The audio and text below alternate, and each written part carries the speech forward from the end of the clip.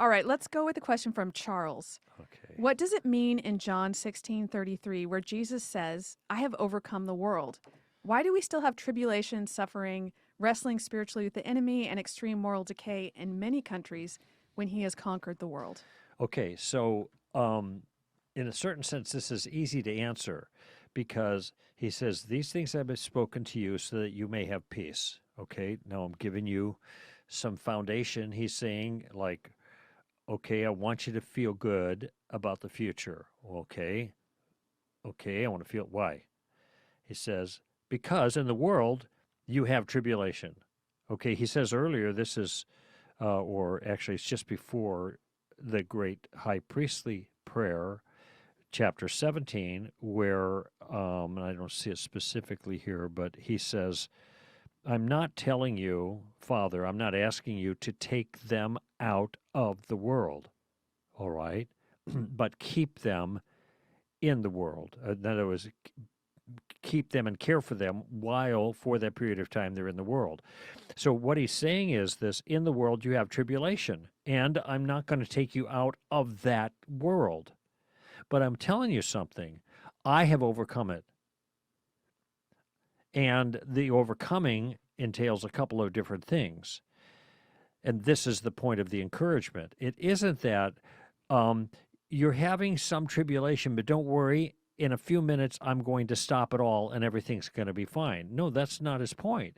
His point is to affirm that. I often say, when I'm talking to Christian audiences about struggles in Christian life, I offer them this aphorism: life is hard, and then you die. Okay. Now, that's meant to be an encouragement because it encourages me. It emboldens me to face up to the realities of a difficult life that I will have to deal with until I die. And when I die, it's over. I don't mean my life is over, I mean the hardship is over. After that, rest, glory, fun stuff, okay? That's why Paul says in Romans 8, I do not count the sufferings of this present life, Jesus says, in this world you have tribulation, to even compare to the glories that are to follow. 2 Corinthians chapter 4, he says, momentary light affliction is producing for us an eternal weight of glory. So there are two things going on here. There is hardship and there is reward. And the hardship is now and the reward is later. And the reward is possible because of what Jesus has done for us. He has overcome the world. Now, I think that has a dual concept, a dual application, if you will. It is an overcoming that helps us in the moment. We're not the victims of the world. We may be victimized after a fashion from one perspective, but Jesus is there with us as the overcomer, and he helps us to persevere through the hardship so that we will take the benefit of the hardness of this life that we reap in the future. That's the one thing. And the second thing is we reap it in the future because of the overcoming Jesus did on the cross that secures our future with him and is the thing that is the ultimate thing that defeats the devil. I'm trying to think of a more modern metaphor, a military metaphor. It's almost like Patton is saying, look, they're the bad guys. There's the Germans. Okay, get your tanks going. We got this.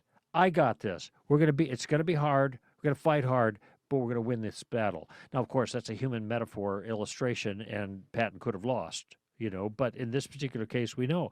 No, our commander has won. We are still fighting the battle, but we're encouraged to fight it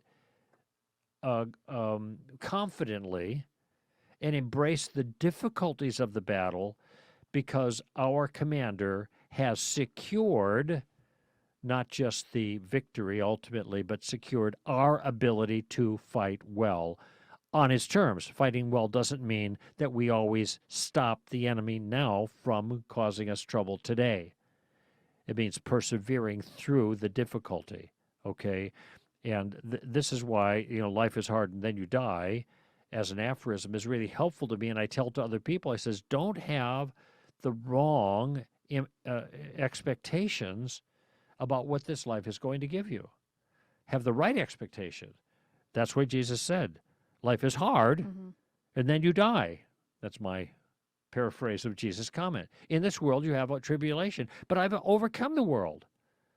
It's not always going to be this way. And here, I'll give you the way I think about it, because everybody has troubles. And lots of times spiritual leaders have all kinds of troubles that most people who look at the product of their life are not aware of. Their secret crosses they carry.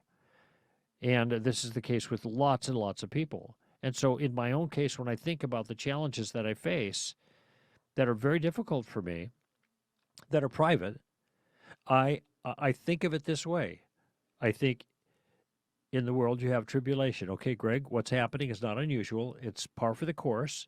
It's the way it works for everybody. But take courage. Some translations say, be of good cheer. That's a little much for me. I like take courage better because I'm not so cheerful about it, but I can be courageous about it, all right? Because I have overcome the world. What am I doing here? I'm making an investment now in my retirement. Now, I'm not talking about this world retirement, like when I quit Stand to Reason and I sit around and, drink mint juleps and gaze at the beach or something. I don't do that. That's not my style. But I'm not talking about that. What I'm talking about is in this world, we are logging time for a benefit in the next world where the hardships of this world will no longer be present. Okay, I talk about it a bit at the end of the story of reality and in perfect mercy and what we get, how this in the book, in the section on actually on resurrection, our final resurrection, I talk about what that's going to be like. And I'm not interested in streets of gold, and everybody having a picnic. When you hear some of these stories about people who have gone to heaven and come back, allegedly what they experience is everybody's sitting around having a picnic with flowers all around them. It's interesting. The book of Revelation talks about a city, not a park.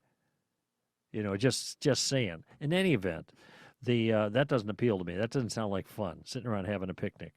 But there's going to be meaningful activity that is the reward of the perseverance of this period. Momentary light of affliction, momentary in light of eternity, light in comparison to the glory that's to follow. This all fits together. And this is something Jesus has secured, our ability to endure now and to benefit later. That's what this passage is talking about. It's not talking about getting rid of all the woes of this world. It's just the opposite. It's explaining the overcoming Jesus has done for us to help us persevere through it and then reap the benefit in the new heavens and the new earth. So I'm that's the way I take this passage, and I'm encouraged by it because of the fairly raw acknowledgement of the difficulties that this life presents to us, which then it turns out to be, yeah, I know it's hard. It is. Okay, let's just accept that and keep going. That helps me. Mm-hmm. If I'm expecting, light duty here and it gets hard, then that makes me crabby. If I keep reminding myself, okay, this isn't the place where I rest, where it's all going to be just right. That's a different life. That's the life we yearn for. That's what we're made for. Or maybe better put, that's what we're being made for in this life. J.P. Moreland once said to me that this life is where God makes us fit to spend eternity with Him. Great perspective.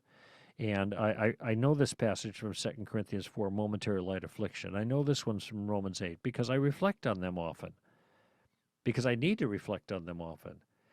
By the way, notice this is John 16. This is almost the end of the upper room discourse. This is Jesus' last night with his disciples prior to the crucifixion and resurrection. What is he giving them? Marching orders, encouragement, helping them to understand.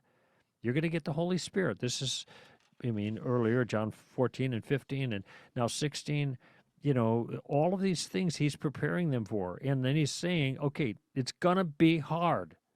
Don't worry. I got this. I'm with you. even unto the end of the age, he says later. And then he prays for them. And then he prays, don't take them out of this world. Keep them in the world while they're here. That's all momentary light affliction. That's all down payment on the retirement fund. And for some reason, Amy, that way of looking at it helps me, because I realize this isn't wasted. This is an investment. This is going to produce returns for me in a way that really matters, where neither moth nor rust destroy, nor thieves break in and steal. So part of this question is just the problem of evil. And we've talked about that before, reasons why we're in a fallen world, why God hasn't ended the world yet. But I wanted to, because in this passage it starts with, or this verse, it says, these things I've spoken to you. I just want to back up a little bit to give some context here, starting in verse 16. Oh, you want to do a never read a Bible verse, huh? All right, if you must. And then I want to relate it to 1 Peter, because I think Peter goes a lot more into this in that book. But yes, here's what Jesus says. A little while and you will no longer see me. And again a little while and you will see me. So of course he's talking about, well, I don't know if he's talking here specifically about coming, rising from the dead then, or coming back, because a few verses later he says, I say to you that you will weep and lament, but the world will rejoice. You will grieve, but your grief will be turned into joy. Whenever a woman is in labor, she has pain because her hour has come. But when she gives birth to the child, she no longer remembers the anguish because of the joy that a child has been born into the world. Therefore, you too have grief now, but I will see you again, and your heart will rejoice, and no one will take your joy away from you.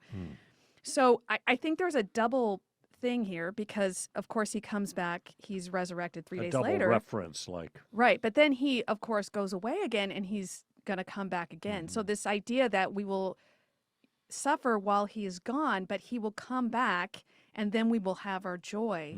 That's kind of the context of all of this. Plus, it's the same passage where he says, the Upper Room Discourse, where he says, I go to prepare a place for you. I think the immediate reference in what you just read probably is the resurrection, because they will grieve and then they'll be so overjoyed when Jesus returns. But I think it does have this longer-term reference because of some of these other remarks.